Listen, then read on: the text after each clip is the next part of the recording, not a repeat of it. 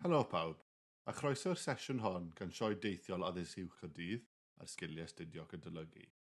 Efalla'ch bod chi'n meddwl bod ystyried y ffordd orau o astudio a dysgu braidd yn od, neu'n wastraff amser hyd yn oed. Pan o'n i'n yr ysgol, o'n i ddim yn gweld pwynt yn y peth chwaith. Ond, wir, mae'n amrysiadwy ac mae'n talu ffordd. Os gallwch chi weithio allan sut i astudio'n effeithiol, yna mae'n golygu bydd eich aroliadau ac cyseiniadau yn dod yn haws i chi ac yn lot llai o straen. A hefyd, mae'n golygu bydd gennych chi rhagor o amser i wneud beth chi eisiau gwneud, fel ymlacio a cael hwyl. Mae'r cyngor dwi'n mynd i roi chi heddiw yn gyfuniad o dechnegau dwi wedi dysgu dros 4 mlynedd astudio yn y Prifysgol a dull gan athro Prifysgol mewn Seicoleg o America. Felly, gadewch i ni ddechrau arni. Dyma thema heddiw i gyd, astudio llai, astudio'n glyfar. Ond beth yw ystyr hyn?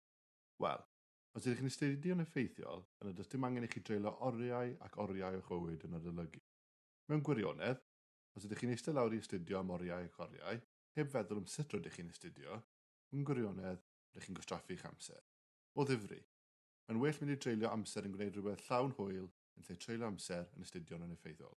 Mae'r dull hwn, astudio llai, astudio'n glyfar, yn gallu dangos i chi sut i astudio'n fwy effeithiol a threulio llai amser yn astudio at ei gilydd. Mae effeithlonrwydd yn allweddol. Mae hwn yn rhywbeth oedd yn dda gen i sy'n rhywun wedi gweithio i fi pan o'n i'n yr ysgol. Mae dysgu sut i astudio'n effeithiol wir yn werthfawr, a roedd gallwch chi defnyddio mob rhan o bywyd. Dysgu car neu offeryn newydd, dysgu sut i wneud swydd newydd, astudio yn y brifysgol a llawer o beth arall. Felly mwyn dysgu'r dechneg hon, beth dylech chi'n wneud a beth dylech chi ddim wneud, dwi'n mynd i fynd drwy 2 sesiwn astudio. Mae un yn wael a mae un yn dda.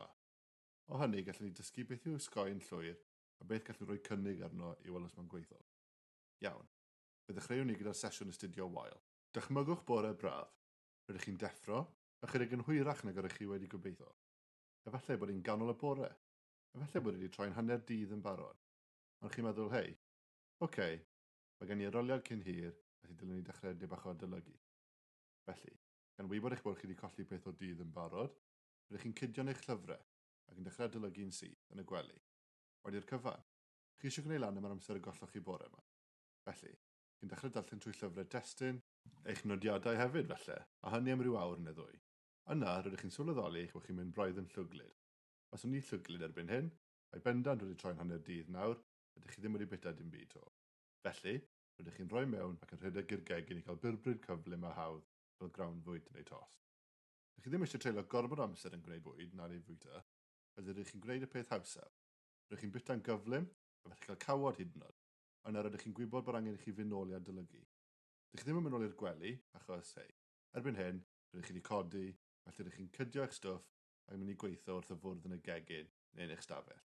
A tro hyn, efallai byddwch chi'n bach yn fwy gynhyrchiol. Felly, efallai byddwch chi'n gwneud nodiadau newydd, lliw ddangos rhai pethau, a darllen trwyddyn nhw. Rydych chi'n gwneud hyn mewn chydig oriau eto. Yna, mae'n eithaf hwyr, ac chi'n meddwl, dwi wedi gwneud o leia 5 awr o adolygu heddiw. Os mae rhywun yn gofyn fi faint o wnaeth nes i, gweithio nhw. Nes i o leia 5 awr mewn 1 diwrnod. Hwna'n llwyth. Felly, rydych chi'n teimlo fel tasach chi wedi cyflawni rhywbeth os chi wedi adolygu am amser hir, a mae hwnna bawn o fod wedi helpu. Ond, fel wedes i, dyma'r sesiwn astudio gwael. Felly, dyw hyn ddim yn ffordd dda o astudio. A dweud y gwir, gwastraffu eich amser wnaethoch chi ar y cyfan.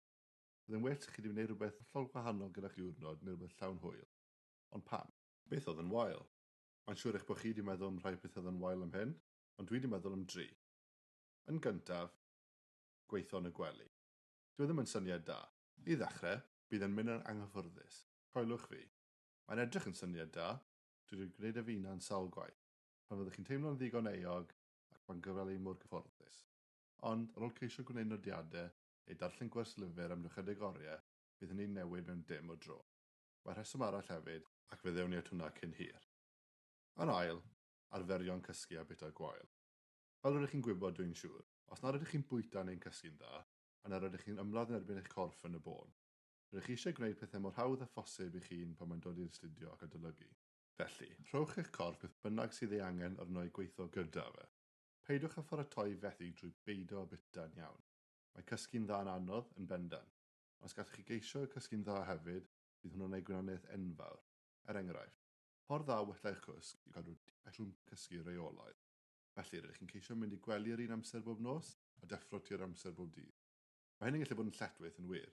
Dwi'n gwneud hyn ys tipyn ac mae'n gwneud i chi deimlo'n fwy effro yn ystod y dydd. Mae eich corff yn gwerthfawrogi'r cylch cysgu reolaeth. Ac yn olaf, astudio'n effeithiol. Mae darllen nodiadau, amlygu, hyd oed yn ysgrifennu ambell nodyn yma ac yn astudio aneffeithiol. Bydd hyn ddim yn eich helpu i gofio llwythi o wybodaeth sy'n angen arnoch chi. Ro'n i'n gwneud hyn eitha dipyn ar y dechrau, yn enwedig os nad o'n i'n teimlo fel adolygu y diwrnod hwnnw.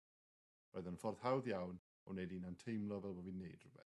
Mewn gwirionedd, byddai yn wes yn wedi wneud dim byd o gwbl. Felly, dyna ni. Bai o'r pethau dwi wir eisiau chi geisio osgoi gymaint o phosib. Ond os mai dyna'r pethau yw osgoi, beth ych chi fod wneud? Felly nawr, ni'n mynd i siarad yn fwy am sesiwn astudio dda.